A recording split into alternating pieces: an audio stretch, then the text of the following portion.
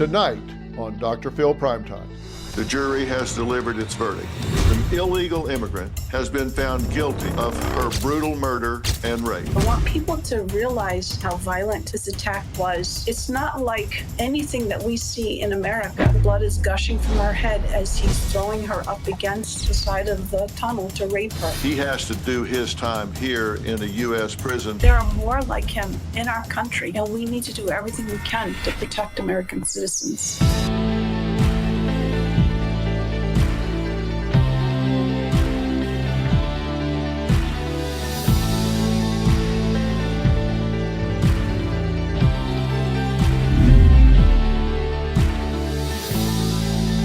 Tonight on Dr. Phil Primetime, justice is served. It was a story that gripped the nation. The tragic murder of Rachel Morin, a 37-year-old mother of 5 from Maryland. Rachel's life was brutally taken while she was on a hike, and after a 10-month investigation, Victor Antonio Martinez Hernandez, an illegal immigrant and criminal from El Salvador, was just convicted on all counts related to her death. Joining me with their reaction to this long-awaited verdict are Rachel's mother, Patty Morin, and the family's attorney, Randolph Rice. Patty, let me start with you. It's good to see you again. And once again, I'm so very sorry for the circumstance. I wish we were here talking about anything else, but at least this is a granule of better news. It's certainly not good news, but there is some degree of justice here. So I'm glad that we have this result instead of a different one. Yes, I am too. So thankful for the justice system and the hard work of all the law enforcement, and just very grateful for the verdict. Was there a point that you had any doubt that a guilty verdict would come back, and were you surprised that they deliberated for only an hour? In the beginning of the trial, because the family didn't know all the details of the evidence, I was apprehensive. Was this really the murderer? Did they really have enough evidence? Like, those kinds of things went through my mind. But as the prosecutor, Allison Healy, presented the case, it was literally layer upon layer upon layer of information and evidence that made it impossible. You couldn't refute the fact that he was the murderer, that he was in Maryland, that his DNA was all over her body. His DNA was all over the crime scene. So in the end, I had no doubts that they had found the right person, and that the jury saw the evidence and they saw the same thing I did, that he truly was the murderer. And so I am very grateful to the jury for their conviction. And like you said, it doesn't bring Rachel back, but it does bring a year and a half, almost 2 years, to some kind of closure for our family. I'm so glad to hear you say that and that you feel that way. Randolph, is this a clean record? Will they try and appeal this? And will this be a protected verdict? Dr. Phil, that is a great question. And, every case, and typically when you're looking at a case where he's facing life without parole, I have no doubt that he'll find some reason to file an appeal. Will he be successful? That is yet to be seen in the appellate courts. But it seemed that the state did a very good job of presenting their evidence. They were very methodical. They started from the very beginning. They made sure each witness got every piece of evidence in. And the defense had every opportunity to cross-examine those witnesses. They did not do a lot of cross-examination. So I think the state had a very airtight case. I didn't see any issues that were appealable, but you never know. There's always one little one out there that they'll try to find. Right. And can you tell us what all exactly he was convicted of so people understand exactly what I know it's life without parole plus some other years. What all exactly was he convicted of? Yes, sir. So he's convicted of first-degree murder, the premeditated murder of Rachel Morin, first-degree rape, which carries a life sentence, kidnapping, as well as a third-degree sex offense. Now, what the judge can do is she can give him life without parole. She can also run consecutive sentences, meaning one sentence after another, so that it ensures, while the life without parole will ensure he won't get out. But if she starts stacking those sentences, just in case that Maryland legislature decides to change something down the road, there'd be no chance of him getting out of prison. Right. And he was here illegally. And I've heard some people and read some things on the internet. This guy is not going to be deported. He's got to serve his time here. It's not that he's going to get deported out of this country and then skate some other way. He has to do his time here in a U.S. prison for a U.S. crime, correct? Correct. He's got to stay here. He's not going to CCOT like everybody's, has been seeing on the news. He'll be serving that sentence in a Maryland Department of Corrections, either on the eastern shore of Maryland or in the western mountains of Maryland. And for anybody that doesn't know what happened here, you'd have to be living under a rock for the last couple of years, because Patty, you've done such a fabulous job in honoring Rachel and keeping this story out there in the spotlight, and we've tried to help in some small way in assisting in doing that.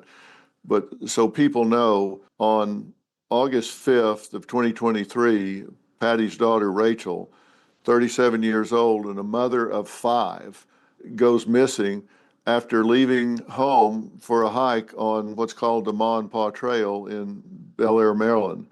And she was reported missing later that day. Her car was found parked near the trail. So they started search efforts involving local authorities and community volunteers. And I don't want to get too graphic here and traumatize you by having to relive this, but her body was discovered in a wooded area near the trail. DNA was collected at the crime scene, and authorities announced that there was a DNA connection between the suspected killer and a man who had assaulted a 9-year-old girl and mother in LA during a home invasion on March 26th. So, I mean, this is this illegal immigrant that's in the country. He's all the way across the country doing a home invasion and assaulting a 9-year-old child. And video surveillance showed the suspect's side profile leaving the LA home.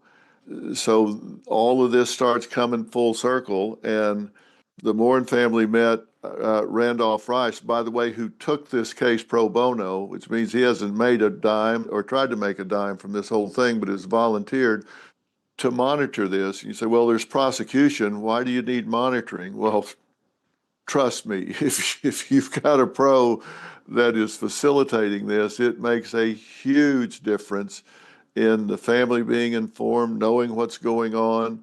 And come September, investigators continue to gather evidence and conduct interviews.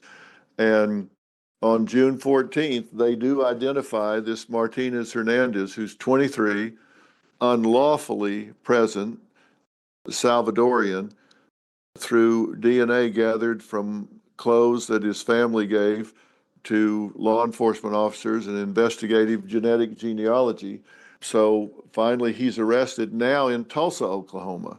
So this guy's just running all over the country, shouldn't even be here at all. And he's running all over the country. And so I think he was picked up in the Tulsa County Jail. Is that right, Randolph? They got him out of the Tulsa County Jail? They actually arrested him in a bar in Tulsa, Oklahoma, within hours of Oh, is that finding out right? That's right. They got him in a bar.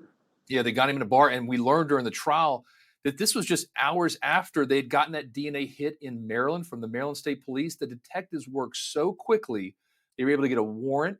They pinged his phone, found it in Tulsa, called the Tulsa PD and said, we got a guy who's a murderer. We need you to go grab him. They immediately go over the bar, they go in, and they grab him there, and they capture him. Man, it is so good to hear that. Patty, what was it like sitting through this trial? Because I know you had to hear a lot of things, because this was a brutal, brutal crime. And as I say, I don't want to sensationalize this and traumatize you further, but what was it like having to sit through this trial?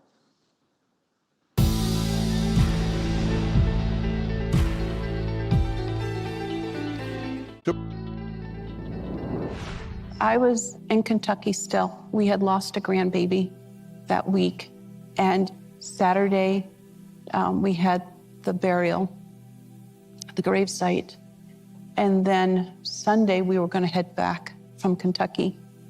When my son called and he said, "Mom, there's somebody here that wants to speak to you." And we had heard that Rachel had been missing. And he said, "There's no easy way to tell you this. Sorry. We found your daughter's body.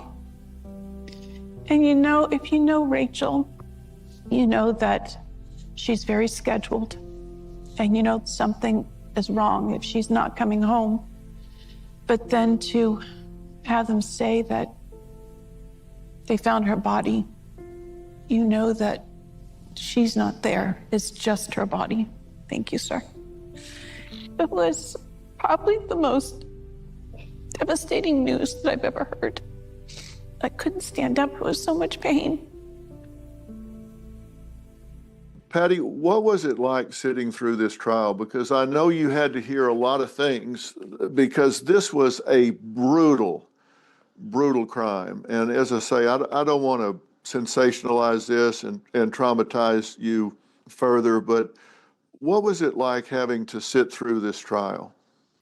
It was so very, very hard, very emotionally draining, because now we have all the puzzle pieces and the bits and pieces of information that we didn't know before. So this painted a very vivid picture of what happened to my daughter. And I do want to give a couple of details, only because I want people Please.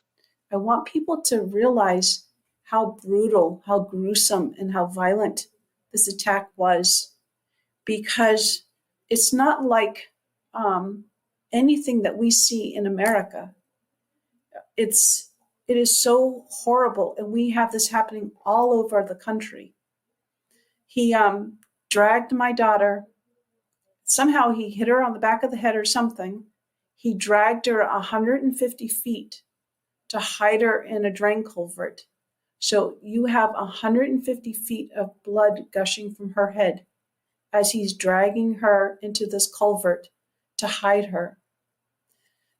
They showed pictures of the crime scene where you see her body outlined on a wall in blood, because the blood is gushing from her head as he's throwing her up against the side of the tunnel to rape her.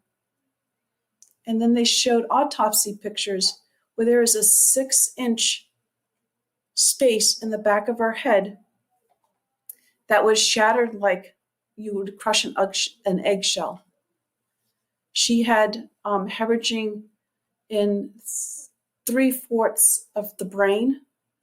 She had 3/4 of her head, right, left, back, smashed in. Her face was broken. She had literally contusions, wounds, scrapes, bruises, literally all over her body. And you could see the marks where he strangled her. And they had shown autopsy pictures where he strangled her so hard, it went through all the muscles, all the way down as far as you could possibly go in a person's neck. It was all like blood in the muscle from it. So it was an extremely, very, very violent.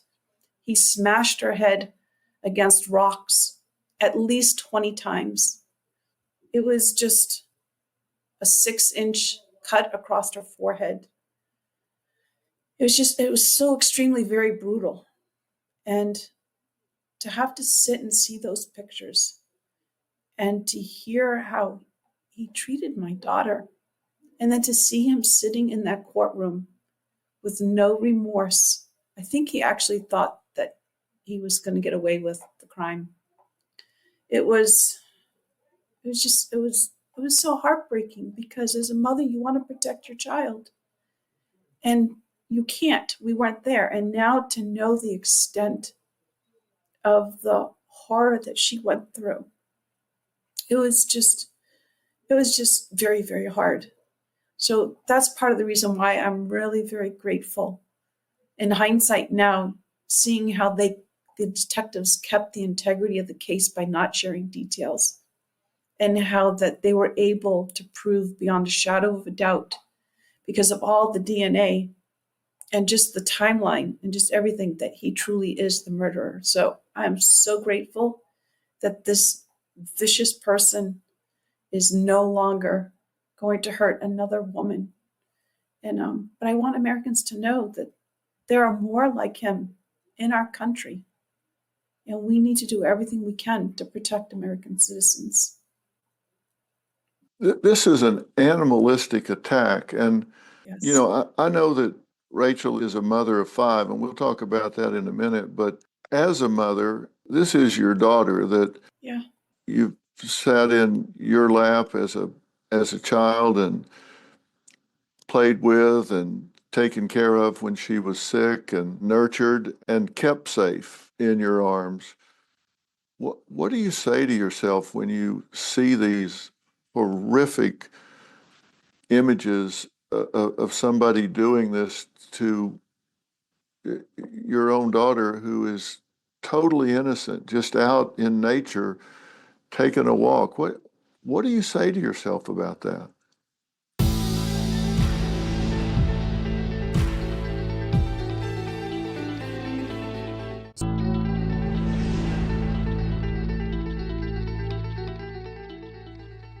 What do you say to yourself when you see these horrific images of somebody doing this to your own daughter, who is totally innocent, just out in nature, taking a walk? What do you say to yourself about that?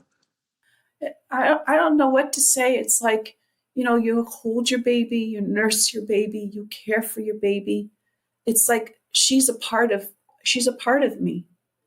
And to have somebody do such violence in such a, like you said, such a savage and animalistic way, and to feel helpless that you can't do anything to protect or to save her, it is like a mother's worst nightmare. I can't even describe to you the heart-wrenching um feeling. It's like when he tore my daughter apart, he tore my heart apart too. Like he like, because that's how a mother's connected to her children. And to it's like some things you just disassociate, because it's so painful and it's so gruesome. And how can you make sense of it? You can't. Well, you can't, because you can't make sense of something that's so evil, because you don't have the ability to go there. I mean, Yeah. you don't have that evil part of your mind, your spirit, your brain, which is an everyday thing for someone like this. And Randolph, this is people think that too much is made of this, maybe, but the simple fact is this person didn't even have a right or reason to even be in the United States of America. One simple fact: if this person isn't allowed in the country, Rachel is with her 5 children today. That's just that simple. Of course, an American citizen could have done this, but they didn't. It wasn't an American citizen. It was somebody that did not even have the right to be on American soil, but they did, and they came here. They had just gotten through molesting a 9-year-old child in LA, and then comes out here. This is a hunter. This is a predator. What is it that people don't get about this? I don't understand that. What is it that people are not getting about this? Yeah, I think I just want to hit on a quick point you made is that we don't get this mindset, the way he thinks, because we're not this animalistic way of thinking and hurting people. So that's a great point that you make. And remember, this suspect is also wanted for the exact same crime in El Salvador. He did this to another woman, allegedly, before he left El Salvador, which would presumably be why he left. He knew that he was going to be in trouble because he just raped and murdered a woman there. So he flees to the United States. And you're right, Dr. Phil. This was a failed immigration policy under the Biden Harris administration that they allowed this to happen. And if you look at today, under the Trump administration, how those numbers have gone down to just minute numbers trying to get across the border. Before we were having tens of thousands, and him being one of those. 3 times he tried to get across and stopped. And mind you, he never even got stopped and never got fingerprinted or taken any biological data of him. And then he comes across the 4th time in El Paso, Texas, and he goes on this crime spree in the United States. So you are exactly right. Preventable death. Had he not been allowed to come into this country, Rachel Morin would be here today with Patty and her 5 children. Yeah, it just doesn't have to. It didn't have to happen, and it did. And you're certainly using Rachel's life. And I'm not saying the lesson is worth the price, but you are using her life in this way and to make this point and drive it home. And I think y'all know I work with Tom Homan, the Borders Are a lot. This is clearly on his radar. We've talked about it before the trial started. I have a call in to him now to discuss the verdict and all, but this is what drives our Borders Are to do what he's doing to get these criminals off the street. And his philosophy is the worst first. Let's find just this kind of person and get them the hell out of this country so we don't have this over and over again. Patty, talk to me about the 5 kids at this point. How has this impacted them and how do they feel about the verdict?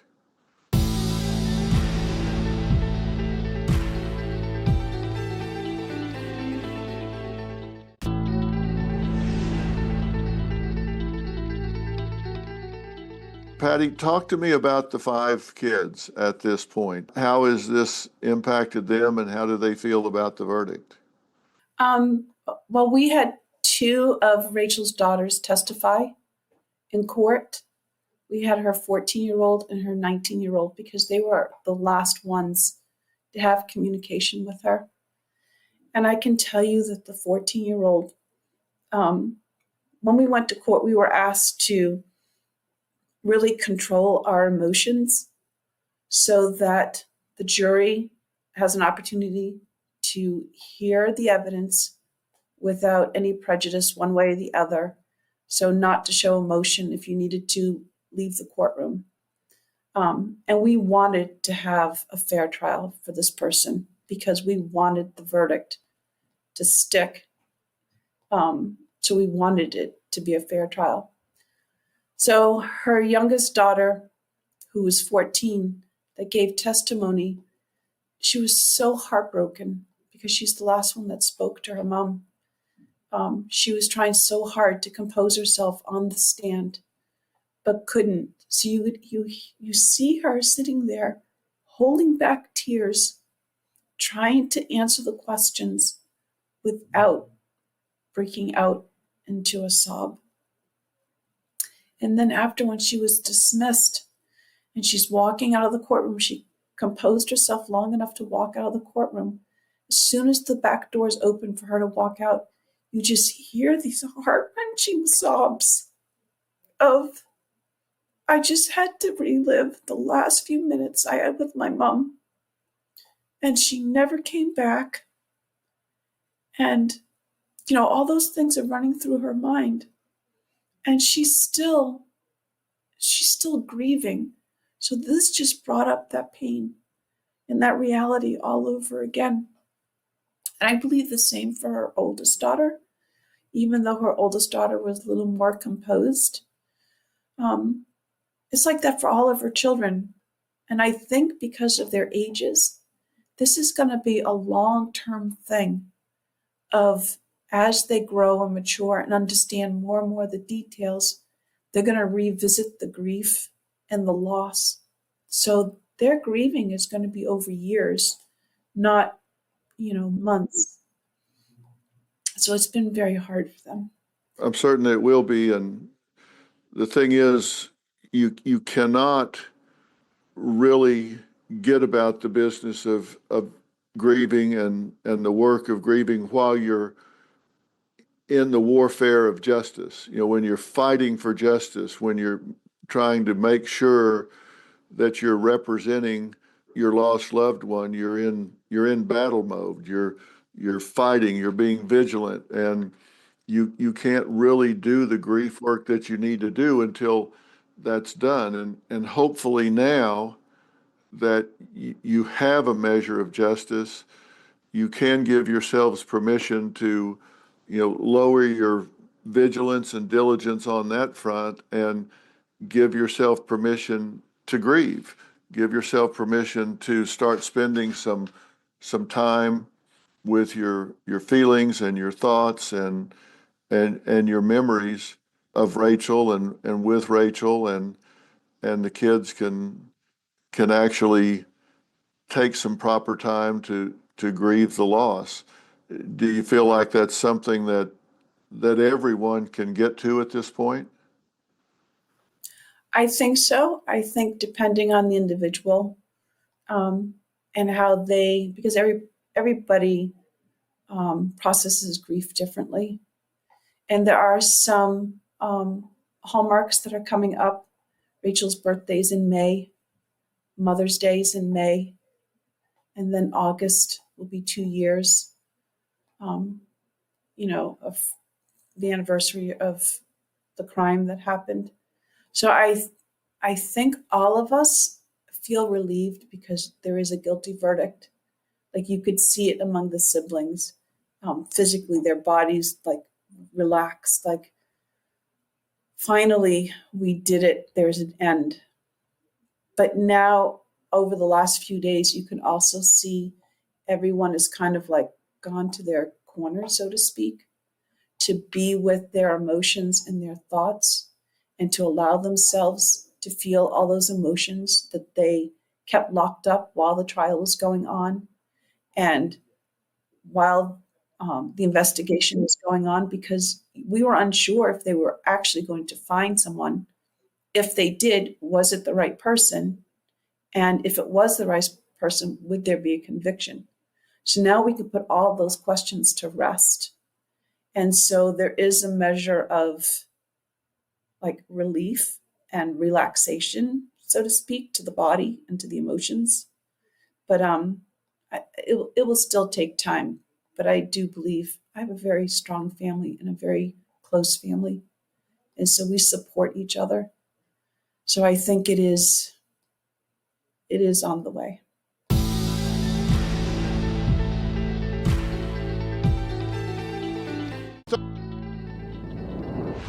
I think people, not politicians, are going to make the change happen. It's our families, it's our moms, it's our children, it's our grandchildren, it's our wives, that we need to stand up and we need to tell the government as a family of Americans that this is not acceptable. No death by an illegal immigrant is acceptable. I couldn't be there for my daughter, but I don't want another mother to feel this pain that I feel. And I don't want another child to die. It's been over a year, and I still feel this tremendous, pain and sorrow. And I've had people that have lost children, and they tell me it never goes away. And I'm like, oh my gosh, how am I going to live like this for the rest of my life? I don't want anyone else to feel this way. And I want children to feel safe to go to the playground or to walk with their mom and dad on the trail and ride their bikes and not have to live in fear. So that's why I'm doing this. You're right. Everybody grieves differently. And I really feel the need to say to you, there's a lot of research about stress. The number one stress that anybody can have in their life is the loss of a child. It doesn't matter whether the child is young or the child is grown. It's not the natural order of things. Our children are supposed to bury us, not us bury our children.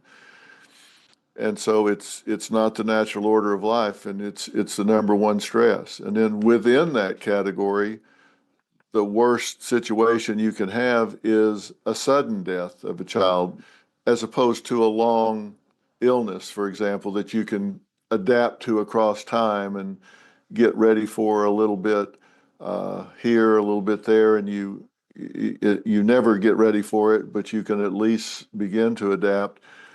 And the worst sudden death is when it is violent and they're taken from you through a crime, a violent crime. So, Patty, you're dealing with the number one stressor that anyone can go through in life. Tip top, number one on the list, and that's what you're having to deal with. And so you have to really take care of yourself in this and be patient with yourself and understand you're going to have good days and bad days. And with having her 5 children and then yourself and those that love and care about you and support you and around you like Randolph and others, there will be days that you're really down and others are not having as hard a day. They can lift you up, and there'll be days that you're not having as hard a day and they are, and you can lift them up. But you have to be patient with yourself, and I promise there'll be maybe 6 or 8 weeks from now, you'll find yourself standing in the kitchen and there'll be something on the television, some silly sitcom or something will be on the background, and you'll reflexively catch yourself laughing or giggling or something, and you'll go, oh my God, I have a brutally murdered daughter. How can I be standing here in the kitchen laughing? What a horrible mother I must be. And that is absolutely not true. It's absolutely not true. That's a pressure valve, just like you pull it and let some pressure off for a minute. And that's just God's way of letting a little pressure off so you don't just explode. That's not being a horrible mother. It's not forgetting what happened. It's just a little crack in the seam to let a little pressure off. And you will never, I don't care how many people come by and pat you on the back of the hand and say, time heals all wounds and you'll get over this. Time heals nothing, and you'll never get over this. You'll get through it. You won't get over it, you'll get through it.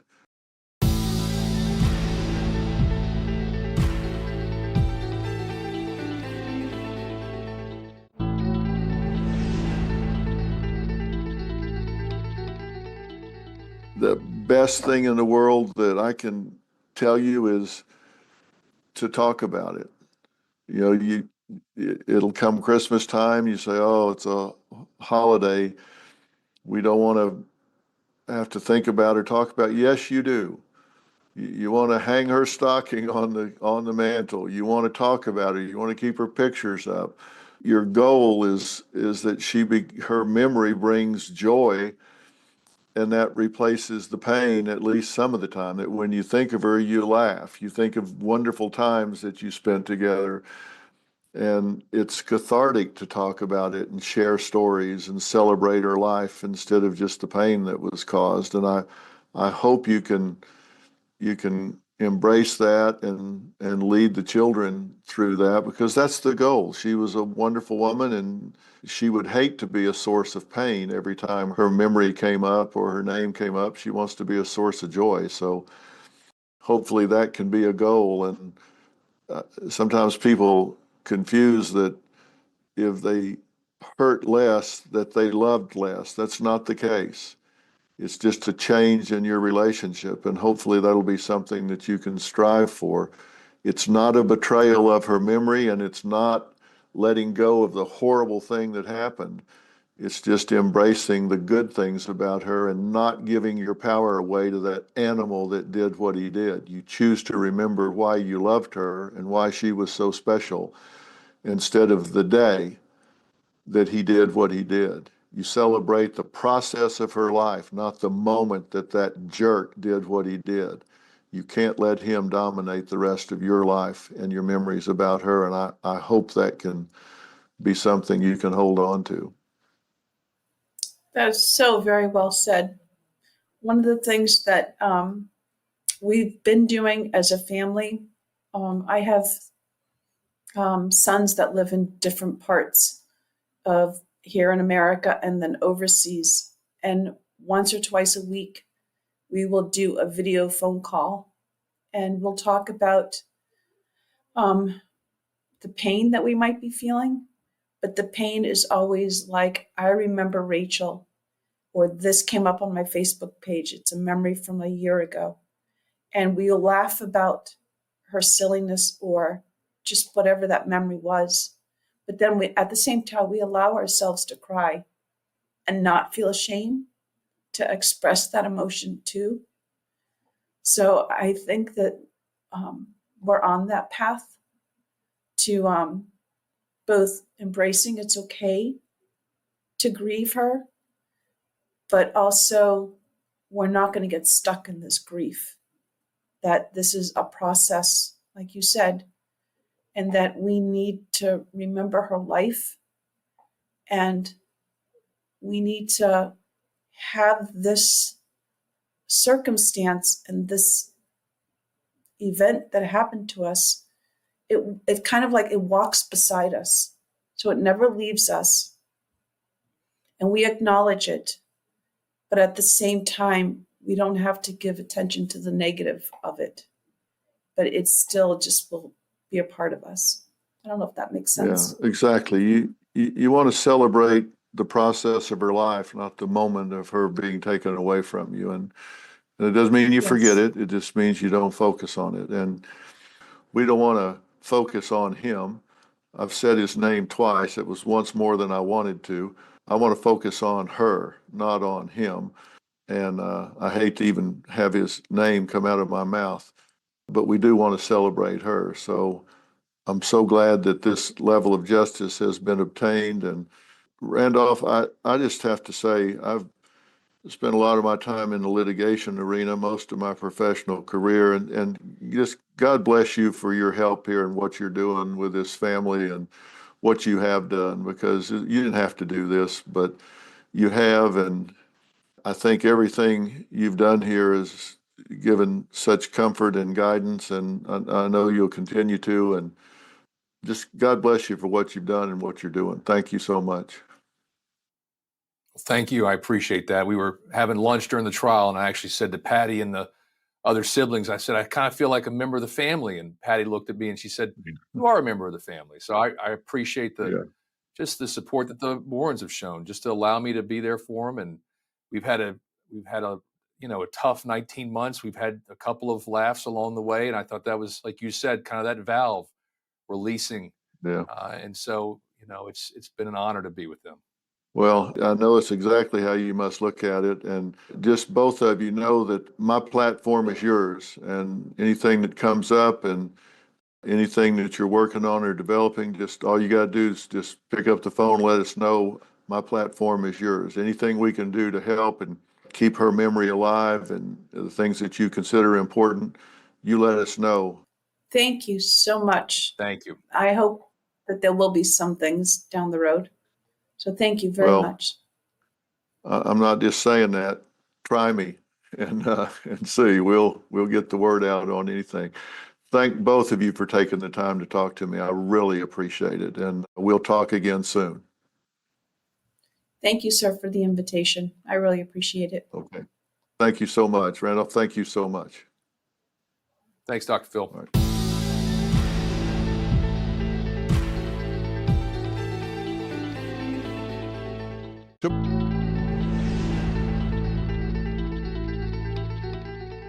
Despite extreme pain and suffering over the loss of her daughter, Patty Morin has been a vocal advocate for justice, expressing profound disappointment in the federal government's response to her daughter's murder. She criticized the Biden administration for what she perceives as an impersonal and inadequate reaction, particularly highlighting DHS Secretary Alejandro Mayorkas' failure to mention Rachel by name in public statements. Attorney Randolph Rice has echoed these sentiments, emphasizing the need for stronger border security measures to prevent similar tragedies. He has pointed out the administration's disconnect from the realities faced by American families affected by crimes committed by individuals who have entered the country illegally.